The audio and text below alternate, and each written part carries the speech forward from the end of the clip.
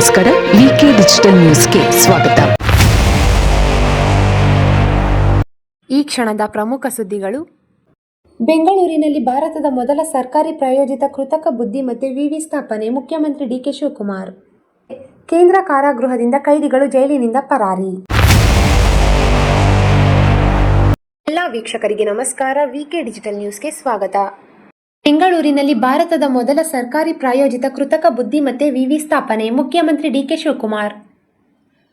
ಬೆಂಗಳೂರು ಅಂತಾರಾಷ್ಟ್ರೀಯ ವಸ್ತು ಪ್ರದರ್ಶನ ಕೇಂದ್ರದಲ್ಲಿ ನಡೆದ ಗೂಗಲ್ ಕನೆಕ್ಟ್ ಕಾರ್ಯಕ್ರಮದಲ್ಲಿ ಮಾತನಾಡಿದ ಮುಖ್ಯಮಂತ್ರಿ ಡಿಕೆ ಶಿವಕುಮಾರ್, ಭಾರತದ ಮೊದಲ ಸರ್ಕಾರಿ ಪ್ರಾಯೋಜಿತ ಕೃತಕ ಬುದ್ಧಿಮತ್ತೆ ವಿಶ್ವವಿದ್ಯಾಲಯವನ್ನು ಬೆಂಗಳೂರಿನಲ್ಲಿ ಆರಂಭಿಸುವುದಾಗಿ ಮುಖ್ಯಮಂತ್ರಿ ಡಿಕೆ ಶಿವಕುಮಾರ್ ಅವರು ಘೋಷಿಸಿದ್ದಾರೆ.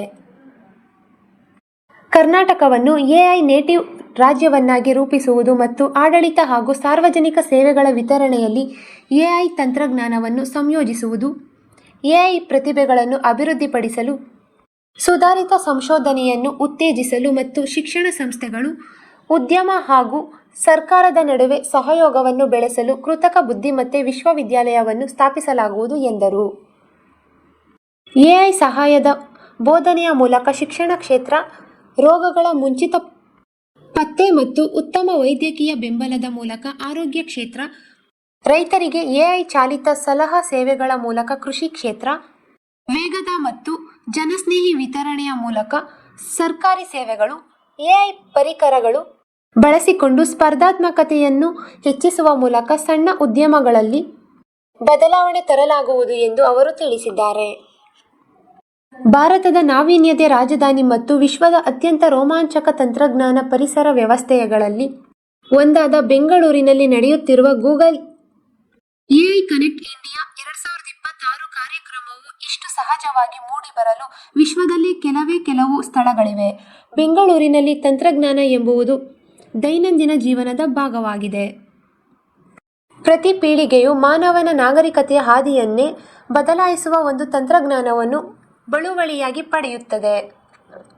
ಸ್ಟೀಮ್ ಇಂಜಿನ್ ಕೈಗಾರಿಕಾ ರಂಗವನ್ನು ಕ್ರಾಂತಿಗೊಳಿಸಿದೆ, ವಿದ್ಯುತ್ ನಗರಗಳನ್ನು ಮಾರ್ಪಡಿಸಿದೆ, ಇಂಟರ್ನೆಟ್ ಸಂಪರ್ಕ ಮಾಧ್ಯಮವನ್ನೇ ಬದಲಾಯಿಸಿದೆ. ಮೊಬೈಲ್ ತಂತ್ರಜ್ಞಾನವು ಎಲ್ಲವನ್ನೂ ಸುಲಭವಾಗಿ ಲಭ್ಯವಾಗುವಂತೆ ಮಾಡಿದೆ. ಇಂದು ಕೃತಕ ಬುದ್ಧಿಮತ್ತೆಯು ಸ್ವಂತ ಮಾನವ ಸಾಮರ್ಥ್ಯವನ್ನೇ ಮಾರ್ಪಡಿಸುವ ಭರವಸೆ ನೀಡುತ್ತಿದೆ. ನಾನು ಹೋದಲ್ಲೆಲ್ಲ ಜನರು ಕೇವಲ ಮತ್ತೊಂದು ತಂತ್ರಜ್ಞಾನವಾಗಿ ಮಾತ್ರವಲ್ಲದೆ ಬಹುಶಃ ನಮ್ಮ ಪೀಳಿಗೆಯನ್ನು ವ್ಯಾಖ್ಯಾನಿಸುವ ಪ್ರಮುಖ ಶಕ್ತಿಯಾಗಿ ಎಐ ಬಗ್ಗೆ ಮಾತನಾಡುತ್ತಾರೆ ಎಂದು ವಿವರಿಸಿದರು. ಬೆಂಗಳೂರಿನಲ್ಲಿ ತಂತ್ರಜ್ಞಾನವು ಕೇವಲ ಕಚೇರಿ ಕಟ್ಟಡಗಳಿಗೆ ಸೀಮಿತವಾಗಿಲ್ಲ. ಇದು ಕಾಫಿ ಶಾಪ್ಗಳ ಸಂಭಾಷಣೆಗಳಲ್ಲಿ, ನಮ್ಮ ತರಗತಿ ಕೋಣೆಗಳಲ್ಲಿ ಮತ್ತು ಸಂಶೋಧನಾ ಪ್ರಯೋಗಾಲಯಗಳಲ್ಲಿ ಪ್ರಾರಂಭವಾಗುತ್ತದೆ. ಮುಂದೆ ಅದು ಒಂದು ನವೋದ್ಯಮವಾಗಿ ರೂಪುಗೊಳ್ಳುತ್ತದೆ, ಕೆಲವು ಬಾರಿ ಯೂನಿಕಾರ್ನ್ ಆಗುತ್ತದೆ ಮತ್ತು ಅಪರೂಪಕ್ಕೆ ಇಡೀ ಪ್ರಪಂಚವನ್ನೇ ಬದಲಾಯಿಸುತ್ತದೆ. ಇದು ಬೆಂಗಳೂರಿನ ಮನೋಭಾವ ಮತ್ತು ಇದು ಕರ್ನಾಟಕದ ಚೈತನ್ಯ ಎಂದು ಬಣ್ಣಿಸಿದರು. ರಾಜ್ಯವು ಭಾರತದ ಸಾಫ್ಟ್ವೇರ್ ರಫ್ತಿನ 40% ಕೊಡುಗೆ ಕರ್ನಾಟಕ ರಾಜ್ಯ ನೀಡುತ್ತಿದೆ. ಬೆಂಗಳೂರು ನಗರವು 17,000ಕ್ಕೂ ಹೆಚ್ಚು ಸ್ಟಾರ್ಟ್ಅಪ್ಗಳಿಗೆ ನೆಲೆಯಾಗಿದೆ.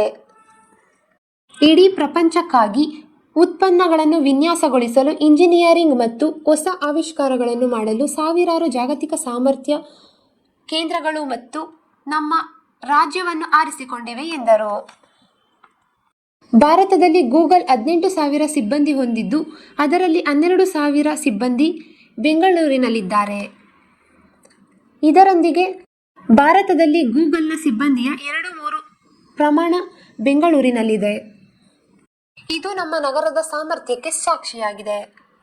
ನಮ್ಮ ಜೊತೆಗೆ ಇಷ್ಟು ಉತ್ತಮ ಸಂಬಂಧ ಹೊಂದಿರುವ ಗೂಗಲ್ ನಾಯಕ ನೀತಿ ರೂಪಕರಿಗೆ ಧನ್ಯವಾದಗಳನ್ನು ಅರ್ಪಿಸುತ್ತೇವೆ ಎಂದರು. ಗೂಗಲ್ ಜೊತೆಗಿನ ಈ ಸಂಬಂಧವನ್ನು ಮತ್ತೊಂದು ಹಂತಕ್ಕೆ ಕೊಂಡೊಯ್ಯಲು ಬಯಸುತ್ತೇವೆ. ಕರ್ನಾಟಕ ರಾಜ್ಯದ ಮುಖ್ಯಮಂತ್ರಿಯಾಗಿ ನಿಮಗೆ ಎಲ್ಲ ರೀತಿಯ ಸಹಕಾರ ನೀಡಲು ನಾವು ಬದ್ಧರಾಗಿದ್ದೇವೆ. ಎಐ ತಂತ್ರಜ್ಞಾನ ಮೂಲಕ ನಮ್ಮ ನಗರದ ಸಂಚಾರ ಸಮಸ್ಯೆಗಳನ್ನು ನಿವಾರಿಸೋಣ. 25 ವರ್ಷಗಳ ಹಿಂದೆ ಬೆಂಗಳೂರಿನಲ್ಲಿ 70 ಲಕ್ಷ ಜನಸಂಖ್ಯೆ ಇತ್ತು. ಈಗ 1.40 ಕೋಟಿಗೆ ಏರಿಕೆಯಾಗಿದೆ. ಹೀಗಾಗಿ ಸಂಚಾರ ದಟ್ಟಣೆ ಸಮಸ್ಯೆ ಇದ್ದು ಇದನ್ನು ನಿವಾರಿಸಲು ನಾವು ಪರಿಹಾರ ಹುಡುಕುತ್ತಿದ್ದೇವೆ ಎಂದು ಭರವಸೆ ನೀಡಿದರು. ಜೊತೆಗೂಡುವುದು ಆರಂಭ, ಜೊತೆಗೂಡಿ ಚರ್ಚಿಸುವುದು ಪ್ರಗತಿ, ಜೊತೆಗೂಡಿ ಕೆಲಸ ಮಾಡುವುದು ಯಶಸ್ಸು. ನಾವೆಲ್ಲರೂ ಕರ್ನಾಟಕ ಹಾಗೂ ದೇಶದ ಪ್ರಗತಿಗೆ ಒಟ್ಟಾಗಿ ಶ್ರಮಿಸೋಣ. ಕರ್ನಾಟಕ ಸರ್ಕಾರ ನಿಮ್ಮ ಜೊತೆಗೆ ನಿಲ್ಲಲಿದೆ ಎಂದು ಮುಖ್ಯಮಂತ್ರಿಗಳು ಕರೆ ನೀಡಿದರು. ಗೃಹ ಸಚಿವರ ತವರು ಜಿಲ್ಲೆ ಕೇಂದ್ರ ಕಾರಾಗೃಹದಿಂದ ಕೈದಿಗಳು ಜೈಲಿನಿಂದ ಪರಾರಿ. ಗೃಹ ಸಚಿವ ಪ್ರಿಯಾಂಕ್ ಖರ್ಗೆ ತವರು ಜಿಲ್ಲೆಯಲ್ಲಿರುವ ಕೇಂದ್ರ ಕಾರಾಗೃಹದಿಂದ 3 ಸಜಾ ಕೈದಿಗಳು ಪರಾರಿಯಾಗಿರುವ ಘಟನೆ ವರದಿಯಾಗಿದೆ. ಕೈದಿಗಳಾದ ಮಸ್ತಾನ್, ಸಂತೋಷ್ ಹಾಗೂ ಸಾಗರ್ ಪರಾರಿಯಾಗಿದ್ದು, ಬೀದರ್ನಲ್ಲಿ ನಡೆದ ಕೊಲೆ ಪ್ರಕರಣದಲ್ಲಿ ಈ 3 ಶಿಕ್ಷೆಗೆ ಒಳಪಟ್ಟಿದ್ದವರು ಎನ್ನಲಾಗಿದೆ. ಮಧ್ಯರಾತ್ರಿ 3 ಗಂಟೆಗೆ ಜೈಲಿನ ಕಾಂಪೌಂಡ್ ಹಾರಿ ಈ 3 ಪರಾರಿಯಾಗಿದ್ದಾರೆ.